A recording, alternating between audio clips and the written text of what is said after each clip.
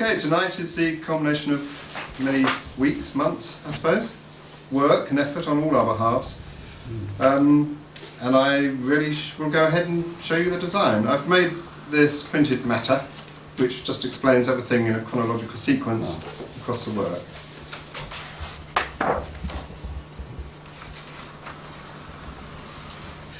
Okay, so going from left to right, I've started with the dawn of time. Very good place to start. And as we discussed in our last meeting, I've got a living dinosaur coming out of a fossil. In the background here we have the geological strata of the region and early man napping flints. And then to the sort of border you can see things that relate all the way across the work. The border relates to the activities or the era as we get to the present day. So we have fossils and flints and Bronze Age things and mosaic from... These are actually mosaics from Lullingstone. I went down there a couple of weeks ago, have a look at it. A sort of Boadicea character to sort of symbolise early Britain, and early Briton as it were. Anglo-Saxon wheel bosses and bridle bits. Then we get up to our battle scene, and this is depicting two battles. The Offa, King of Mercia and Aldic, King of Kent. And in the background here I've put another battle, which is Edmund Ironside and King Canute. And then we can have our river running with blood, which is always quite fun. Yeah. We've got a few bones and booty, because in the King Canute battle they fought for booty, so there's some booty going around here. And of course everything's dated as we go along as well, so we've got a good chronology working. Okay, moving on into part 3 as it were. Thomas à Becket and his miracles. Here I've got the miracle of the singing nightingales we discussed at the last meeting. Here they are singing up above, and here they are on their backs down below. And the well I've made as subtle as possible, because I don't want to sort of have gushings of water flying everywhere, so I built it into the stream, into the river down, running through here. So there's a little spring coming up in it, and it also goes down into the cement fondue work as a sort of relief, watery relief. Otford Palace, and just over there you can see a gold line, and that's a ground plan of the palace at around 1500. William Warham, there's a large figure because he's so important to that particular era. And then the play that we discussed at the last meeting. During the time of the plague, many festivities were indulged upon at the palace in an attempt to ignore the horrors of pestilence. One such pastime were extravagant plays, an example of which I have included. So that's there. I put this early sort of cricketer in with his sort of early bat. Scene of Otford High Street, circa approximately Victorian group standing there. A little register of Otford's births, which is quite an important one, of about 1660. The map that I was going to overlay from the late 18th century I've put as a cement fondue map at the bottom here.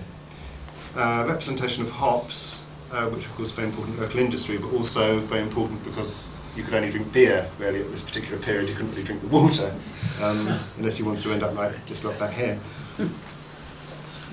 And then something to sort of stop that, which changed everything really for the whole community, which is the coming of the trains.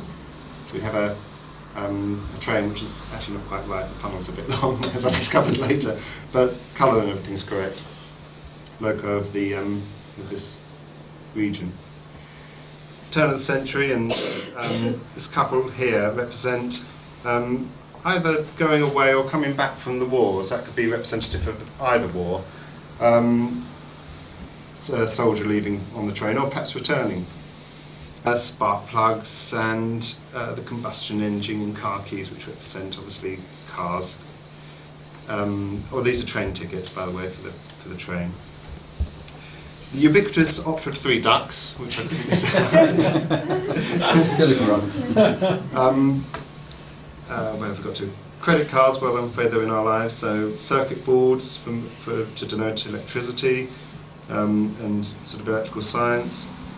The landing on the moon, such an important event, really can't be missed. So I've just got a little landing module against a symbol of the moon there, just coming down. proton structures and satellite dishes to represent sort of medical and communications. And then right at the very end here, while we're looking at the border, hand of the oldest inhabitant of Oxford at the time of the turn of the century, and a handprint of the youngest. And I have a mother picking an apple, and apples being symbolic of fruit of knowledge, and obviously of the locality, but in a symbolic sense of knowledge, passing that to her son, who in turn is passing it to another generation. So there's always this continuity flowing. And a rather nice sort of fruit tree at the end here. And the church just in the background. And the ubiquitous four-wheel drive. So that is my design, which I commend to you. Sorry. My first impressions, it's really excellent. I mean, the way you've absorbed lots and lots of information and consolidated and refined it. And I do like this. I do like that very much. Yes, it's a nice idea. It's a very good idea. Yes. It's splendid.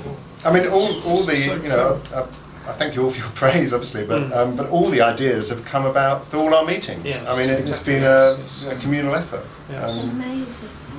Well, I think if we don't get this put up, it'd be a great loss. Absolutely. Well, let's say the objective of the educational programme would be to use the mosaic to foster a sense of belonging, a sense of pride by the children in their village, and also to enable them to have some broad understanding of the village's history, its geology, its natural history and so on, because all those things have been encapsulated by all the experts we pulled together.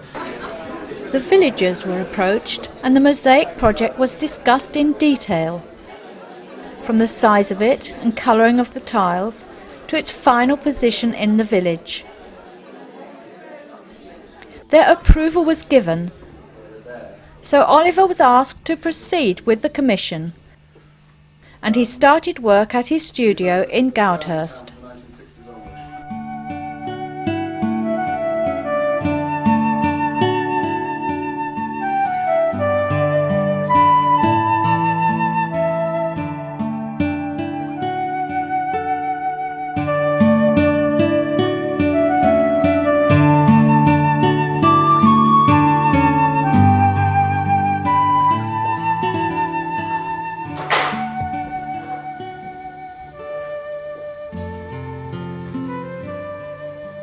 This is a drawing of, this is the original artwork rather, and I've just transposed this from 1/2 inch to the foot, which the scale design is, onto the working wall.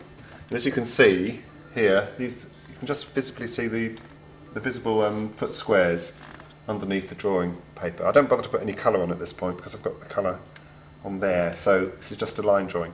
And really and truly this is quite important that all the dimensions are correct, but this is a skeleton of the work, so I've got to get this exactly right, and then we'll cover it with polythene, put the metal mesh on, and the mosaic can be set on top of that following the drawing. This is a polythene that I use, and this protects the drawing from the adhesive, which is going to squeeze through the metal mesh. And the reason we want to protect the drawing is because it's good to have the original artwork full size, in case anything disastrous happens to the work in future. I've always got the original artwork. And if you pan the camera up there, all the jobs I've ever done rolled up.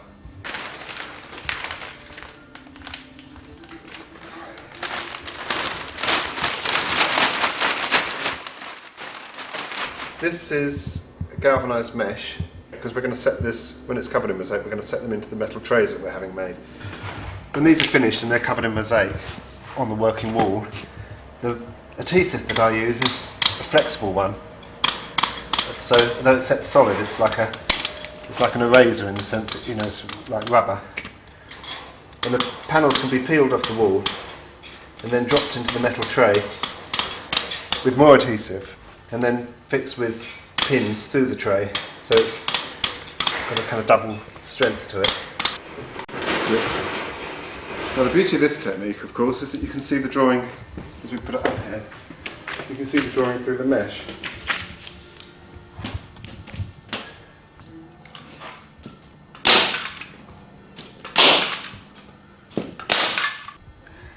What I'm doing now is that obviously these panels are very large. So if we had a tray made, well, we can't have a tray made this complete size because it's too big for the actual metal sheets.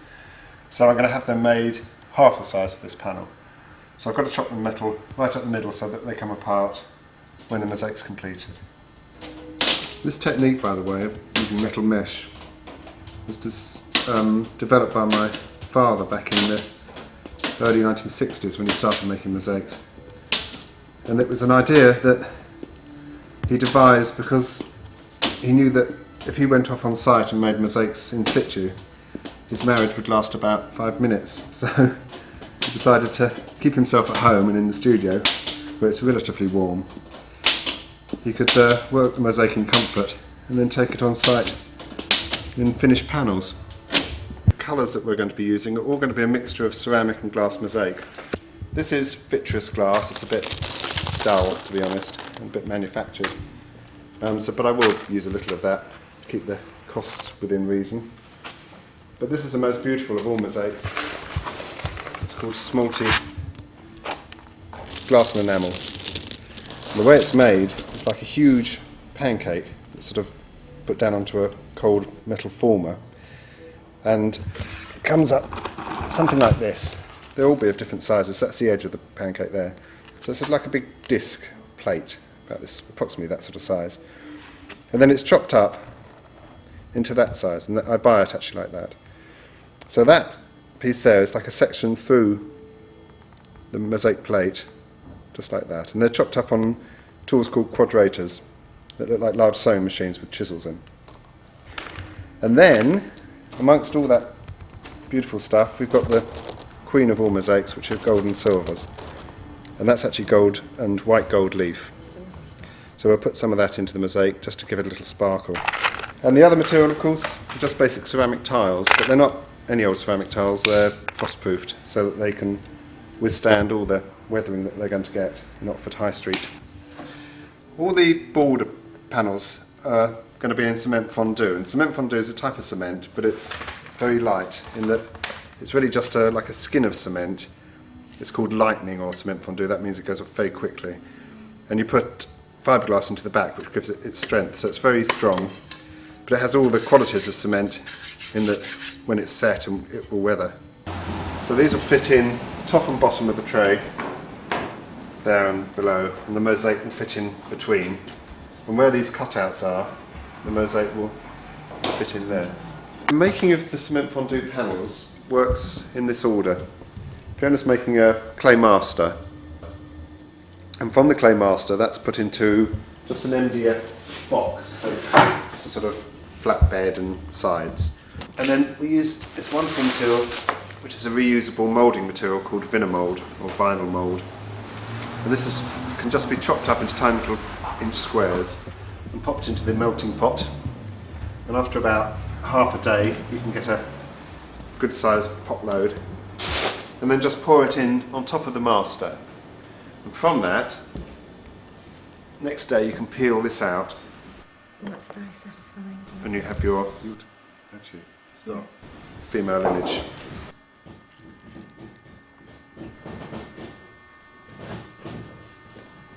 Yes.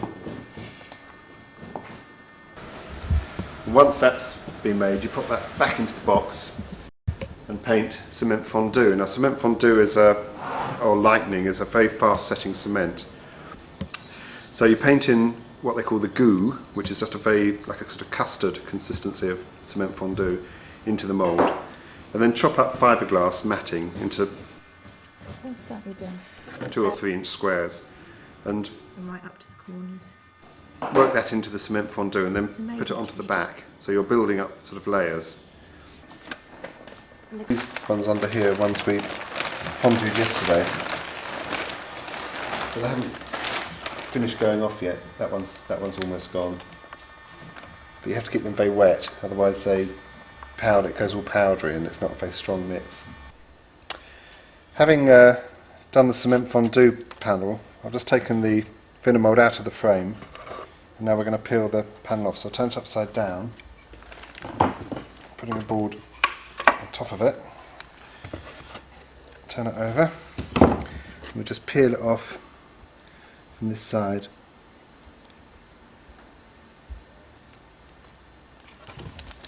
And there we are. Now of course at this stage it looks fairly rough, so what has to be done is that all this has to be trimmed off and the front's polished up.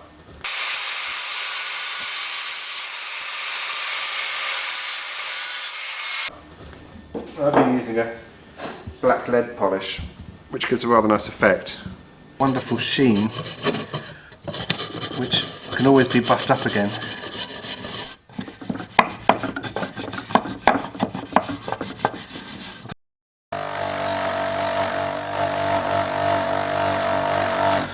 It's starting to come up really nicely now.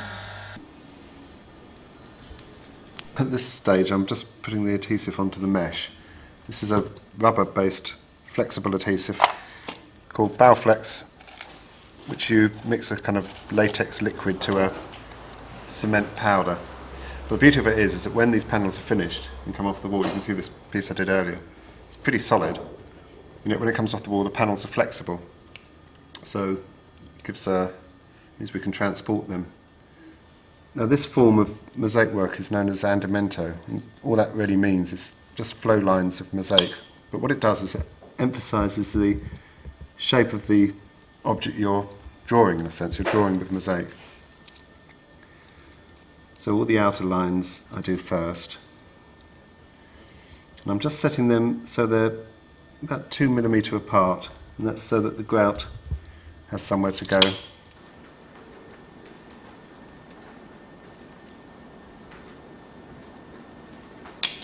When I set each piece of mosaic in, I'm just pressing them home, just so they're well embedded into the adhesive.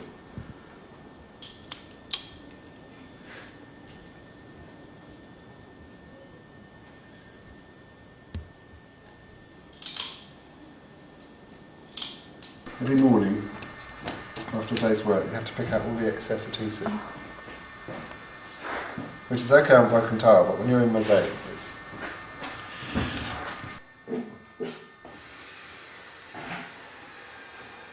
Where's the wine?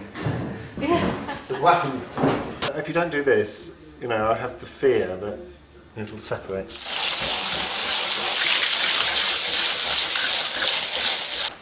Happy? Yes. Sure? Yeah.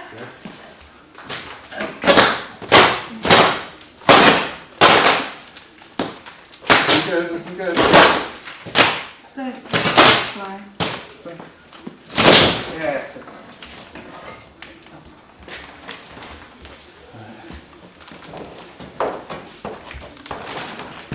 That's okay, this is the Bow Fast Flex.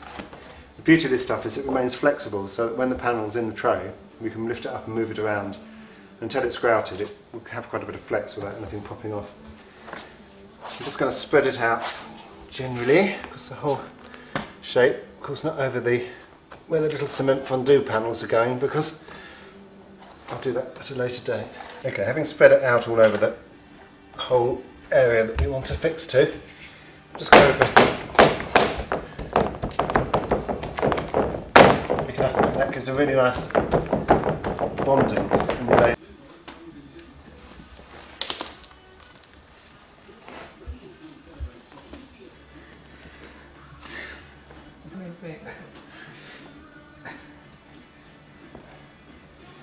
Excellent.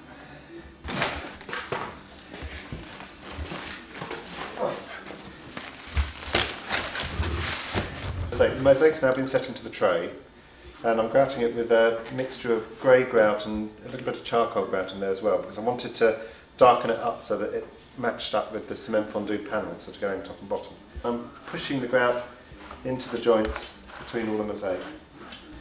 And in a minute, when I've done all this, we'll wash it all off. Okay, having put all the grout on the surface of the mosaic, we use this wonderful machine called a German wash boy.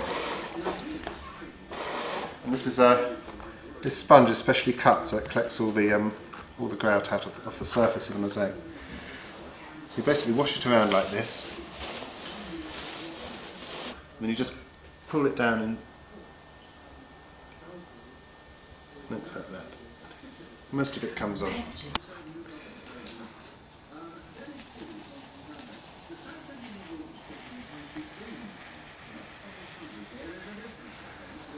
get them all done by the end of May.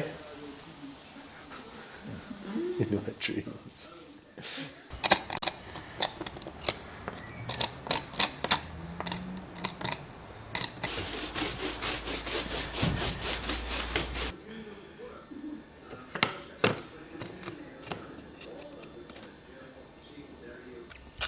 I'm setting these in with the same adhesive that I did the rest of the work with. Just using a slate border here, which I just felt would give a finish to the panels, otherwise they'd be right up on the edge. It also slightly protect them against the edge of the panels if they get knocked. I'm very pleased with that chap who's thrown the spear. And the Oliver encouraged the local schools to take an interest. My name's Oliver Budd, and I'm an artist, and I've been commissioned to design and make a mosaic for Oxford Town, for Oxford Village, High Street, which is going to hopefully go on the church hall, along the wall of the church hall. Do you all know that? Mm-hmm. Starting with the dawn of time, we've got pterodactyl coming out of a fossil, so it's like a bit of living history. So this goes back, it's made exactly the same way as it was made back in the Byzantine times.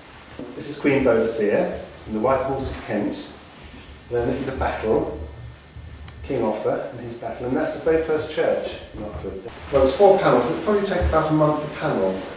So I've got 2 panels to start with, which should be done by May the 29th, which is a village fete.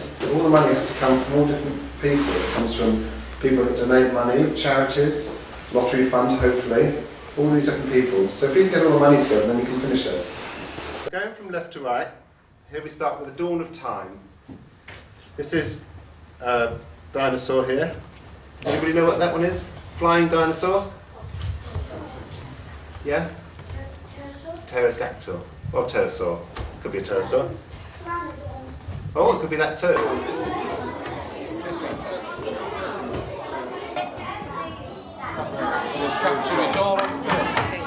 Health and safety. Well, some of these things are actually in there. So there are things like little bosses, little brass bosses from horse Well, I'm not a kind of typical artist really. I work in a material called mosaic. Does anybody know what mosaic is? Yes, you. It's where you chop pieces of paper or tie it up into small bits and pieces to make a picture. That's correct, well done. But the really exciting thing for you, and for me, is that we're doing a mosaic that's going to go into your village. And it's going to be somewhere in the high street. All these lovely coloured bits here, all the colour bits are going to be made in mosaic. Now the mosaic is that material there, beautiful colours. That's all glass mosaic from Venice. Bishop's Palace at Oxford. Who can tell me who the very famous bishop was who was killed in Canterbury Cathedral? Archbishop, sorry. The Archbishop of Canterbury. That's right. Do you know his name? The one who was murdered? It's called Thomas à Becket. The people who are hoping to put this mosaic there want to do it for a particular purpose which you mentioned. It is to mark this particular year 2000, and it's intended to be a beautiful work of art showing the history of our village in an artistic form that you can all enjoy now, and that lots and lots of children coming to this school for many years to come will all be able to see it and enjoy it and think that's what the people of Oxford put there so we could remember this particular year.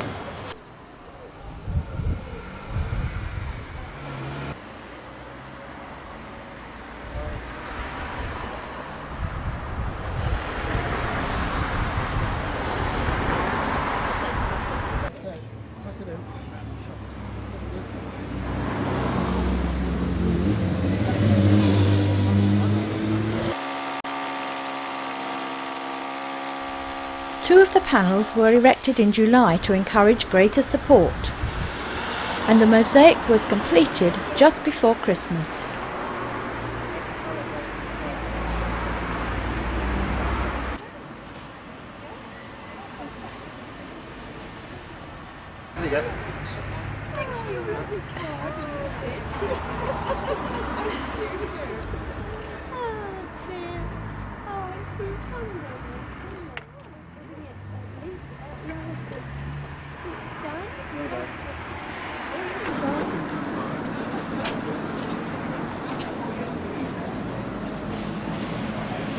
Thank you for turning up to see this historic event. I can't tell you how happy the Oxford Society is that we have finally arrived at the finish line.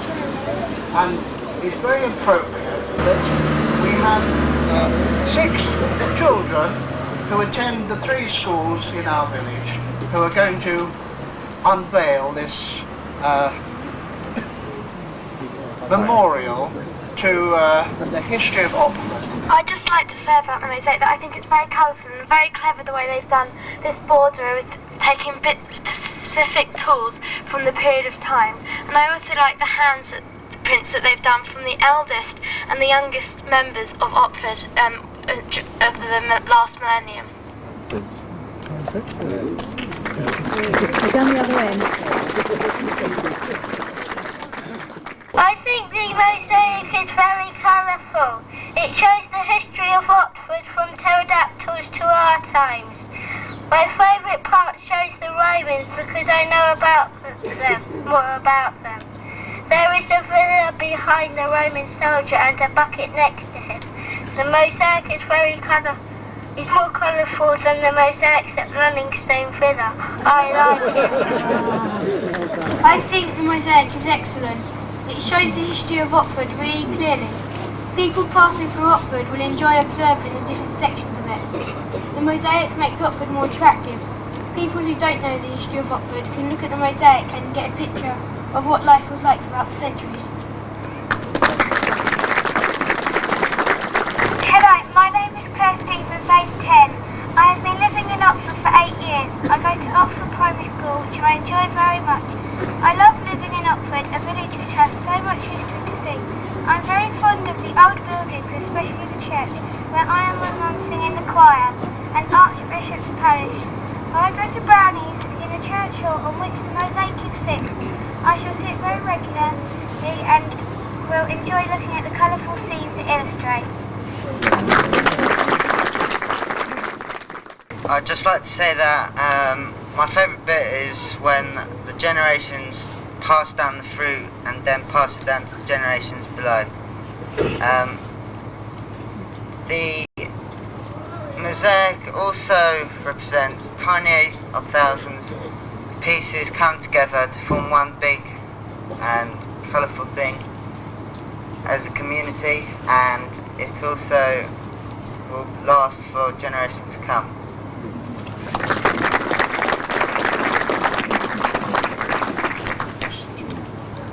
My first impression is that this is more than the usual timeline. This requires attention and imagination to appreciate all that this has to offer. I like the way it flows from time to time, but it can be challenging to understand. My favourite bit is the Saxons, but every time I look at it, I see something new, another detail I've missed. I hereby unveil the Oxford Millennium Mosaic.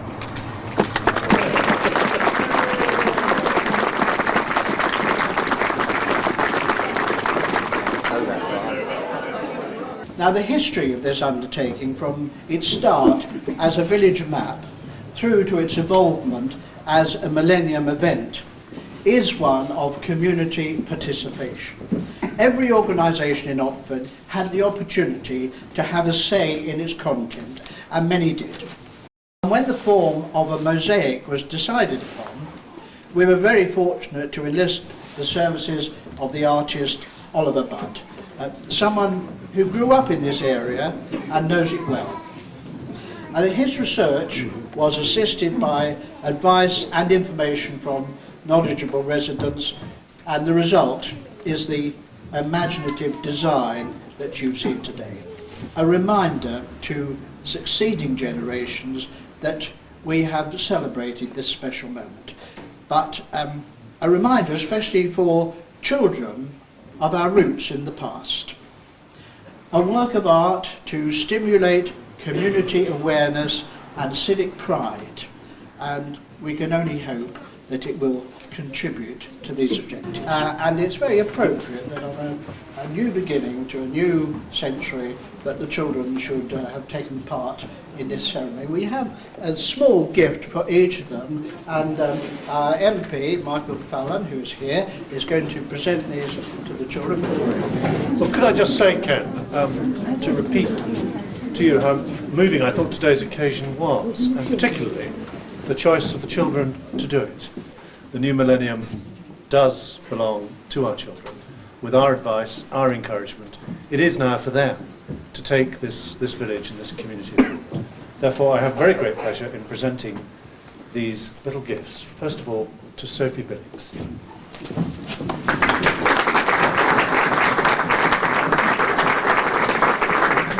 to Helen Fotheringill.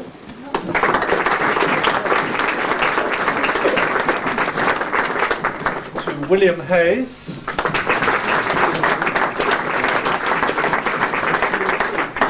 Claire Stevens. To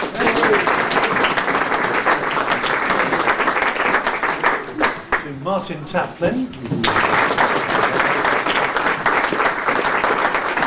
And finally to Graham Webb. Now, those of you who saw our little presentation at the Fete will remember that we had a draw there for a personalised plaque.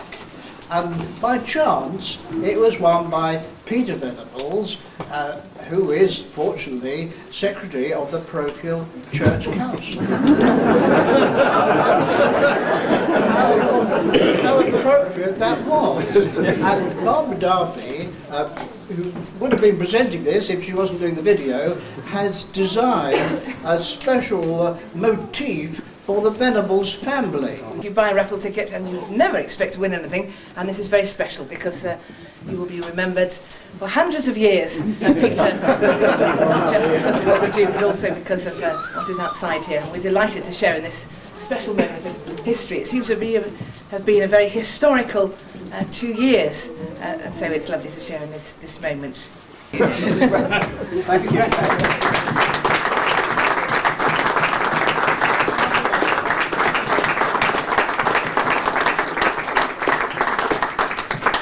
I'm in a wheelbarrow is where I belong, but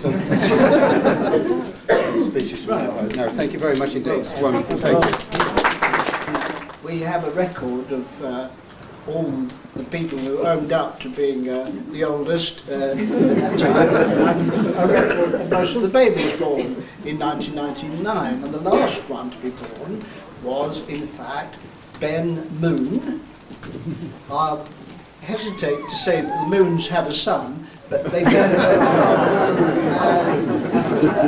Ben is with us today. His parents are going to receive the plaque from Oliver. For our patience for trying to get this together. It took us quite a few attempts, but I knew some good would come out of it being 2 weeks late anyway. Thank you. Thank you very much. Right. Well, thank you very much for bringing Ben. I'd like to present you with your very own plaque here.